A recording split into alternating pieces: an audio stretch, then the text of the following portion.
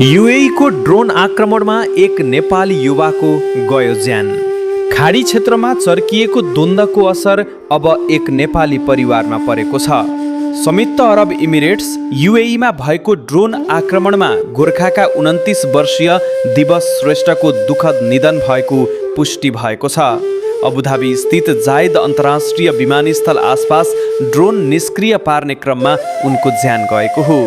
शनिबार साँझ मात्रै बुबासँग भिडियो कल गरेका दिवस आइतबार भने मोबाइल हराएको खबर आयो। परिवार चिन्तामा थियो, तर सोमबार बिहान आयो त्यो दुःखद समाचार। 1 वर्ष अघि दशैं मनाएर रोजगारीका लागि युएई गएका दिवस सेक्युरिटी गार्डको रूपमा कार्यरत थिए। यसपटक छुट्टीमा घर आएपछि विवाह गर्ने योजना पनि बनाइएको थियो, तर नियतिले साथ दिएन।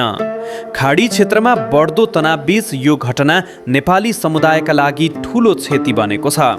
दिवस श्रेष्ठको आत्माको चिर शान्तिको कामना परिवारजनप्रति हार्दिक समवेदना।